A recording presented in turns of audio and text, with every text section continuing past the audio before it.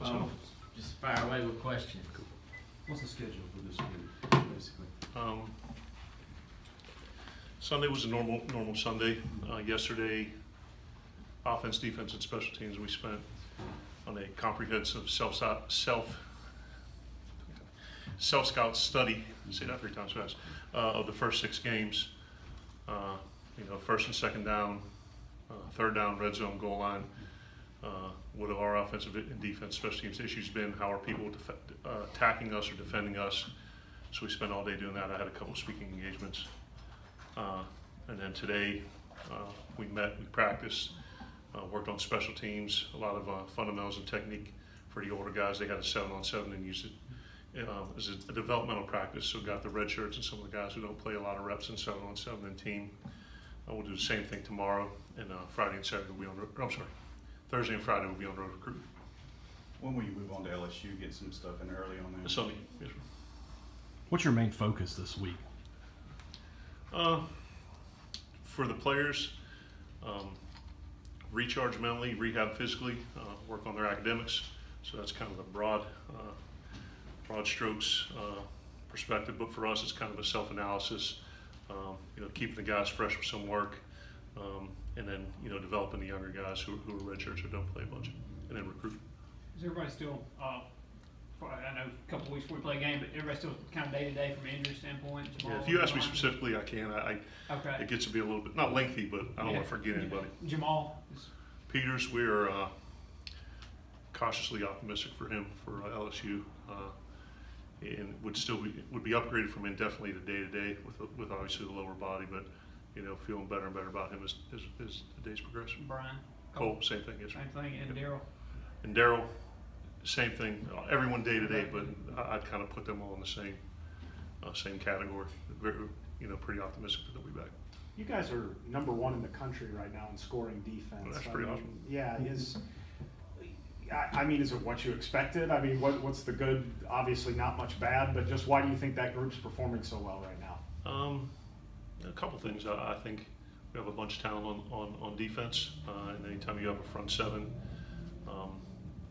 With guys like Jeffrey and Montez and all the other guys across the board, and they're playing hard and they're playing physical, and the coaching staff is putting a good plan in place that allows them to be in position to be successful, and then they're going out playing hard and making plays. So it's a combination of those things. Were you a little worried? I know that with Shoop's defense, a little different, just the formations and everything. Were you worried there might be some growing pains with that? And why do you think the transition has gone so well halfway through the season?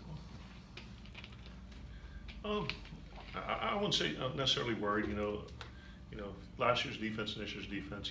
Both 3 down and 4 down fronts. It's a little bit different tweaks, a little bit different variations, but had the utmost confidence in Coach Shoop from his track record as a coordinator to places he's been. I think we've assembled a very good staff on that side of the ball. I think they relate to the players well. I think they do a good job motivating them. And obviously, when you combine good coaching with good players, and they execute well on game day, I think this is a result.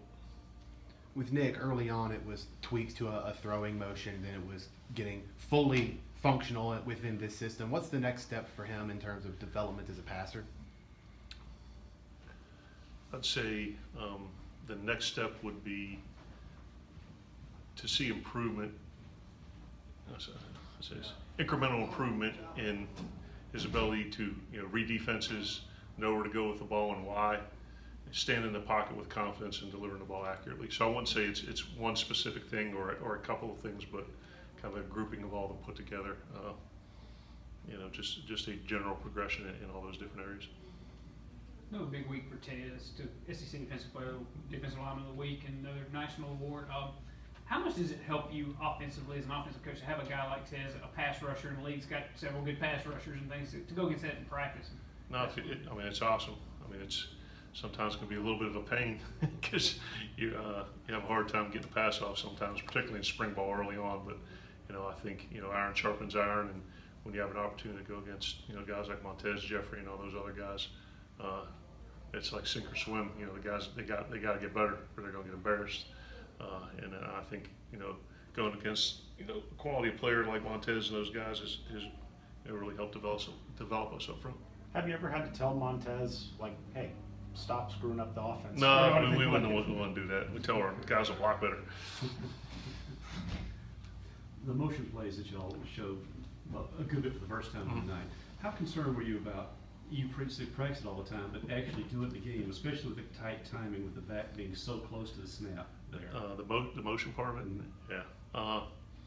The good thing was that I think we only did a tiny bit of it in spring ball, but during our installation in fall camp, there was 2 days devoted strictly to empty formations in our motion package. So we hit it there, and then touched on it a little bit prior to this game in the season, but really never saw the light of day. Ended up on the cutting room floor, I guess you'd say. And, but of any week to break it out, this was definitely the one. How much confidence does Saturday night do for your offensive line to have some success after a couple of weeks where it was kind of shaky? Yeah, I think for the offensive line and for all of us in general, you look back to the first 3 games, and you take the Kansas State one, and they are generally regarded as a pretty good defense and a pretty good front. We had a lot of success moving the ball there, and obviously the next 2, we struggled and didn't run it a ton, and when we did, it wasn't incredibly successful. So to come out against, and I say it again, a defensive front of that caliber, with the players they have, how hard they play, and how well they're coached, and have that kind of success, I think they kind of got their stinger back a little bit. How much more is left on the cutting room floor? How much room is left? Yeah, how much more is left on the cutting room floor in terms of wrinkles in the run game? I'd say there's not probably many more plays per se, but the presentation of them and how we get to them, I'd say there's not a ton left, but a decent amount of how we can end up in a formation to snap the ball, but kind of make it look like it's something else. And the key to that is when you line up in the static formation, running plays out of that, so it's always not motion into the backfield or across the formation. So we have a whole laundry list of plays where the back doesn't have to shift back in the backfield. We just line up and run. We're gonna have to cut that part out. Take 2. With this open date and then half a season left, will there be evaluation on how to script maybe some of the freshmen who haven't reached their 4-game limit yet, and how to get them in the rest of the way? Yeah, we had Brule active for this past game because we had some injuries. Every Monday we do that, so we didn't do it this past Monday because it's bye week, but next Monday we will. And we kind of had the Tech game earmarked, and then the bowl game is another one where we would knock on wood, we keep playing the way we're playing. Those are the 2 that we've allotted, but injuries and necessity would allow us to kind of activate someone else in a different game. You were joking after the game about taking your coaching pills and everything like that. As you've had 6 games with Nick and everything, has it even just the uniqueness of his skill set, the way he runs the ball, has there been surprises with him? I mean, did you, I guess just what's been the process of coaching him over half a year? No, I think he's a very apt pupil. I think he's competitive and wants to know all the kind of subtleties and nuances of the game, including the pass game. And I know a lot of our attention was devoted, to his development as a drop back passer. And I think, he'll continue to make improvements there. But I think I've grown a lot, in 6 games this year, and learning about the players and what they can do, and obviously them, learn about us as well. So I don't think there's a coach out there that doesn't, I said leadership requires, in times of adversity, looking in the mirror, not out the window. And that's the big thing you got to do is make sure it's not what we know, it's what they can execute. And I think that was, important for this last game. Is there, this may be the wrong phrase, but is there an element of like swallowing your pride a little bit as far as the passing game and saying, hey, we actually run the ball well, let's just do this? No, I wouldn't. I don't necessarily think I'd say pride with it. I mean, pride in the sense that it hurts me. I mean, I take a lot of pride in our history of success passing the football and our ability to do it here. But ultimately, there's a couple stats that matter. The wins and losses, and for offensively speaking, the points we put on the board. So whatever we got to do to put it in the end zone. LSU and Auburn, just to me anyway, look sort of similar. They struggle a little bit offensively, but they're very, very good defensively. How much can you take from the game plan against Auburn and bring it to LSU? We just started looking at that. Forgot to mention that. In the mornings today and tomorrow, we'll be doing the LSU game plan. But so we just started that a little bit this morning. I actually was just watching the La Tech game before I came up here, so I'm not ready to make a definitive statement about that, but from a couple of games, I'd say there are a lot of similarities between the two from a talent standpoint, speed, athleticism, how well they're coached. Obviously, Dave Aranda is regarded as one of the top defensive minds in the country, so it'll be a great challenge. Going back to running versus passing, do you feel like you guys found an identity the other night? There's a lot of people saying that might be the case. Found an identity, that's a good question. I hope our identity is one that we're able to put points on the board regardless of how the ball gets there. But certainly, I think as we probably talked about before, we'll that's probably not the right word, we'll gravitate more towards what's working best. So, moving forward for the last 6 games, if we're running the ball better than we're throwing it, and that's helped us get in the end zone, then we're going to run it more. But I think we all know, that there's going to be a point in time when we're either behind or, defenses are doing a good job bottling up the run that we're going to have to, use the pass game to be successful and score some points. So I don't want to put all the proverbial eggs in that basket, but certainly if that's what we're doing better, then that's what we're going to lean on. How confident are you if that situation arises, or when that situation arises? Always confident. Going back to the offensive line, you obviously mentioned that I forget the phrase that you just used, but they got their mojo back. Yeah. Stinger back. Stinger back. What do you think it was? Was it mentality or something they were doing different physically? I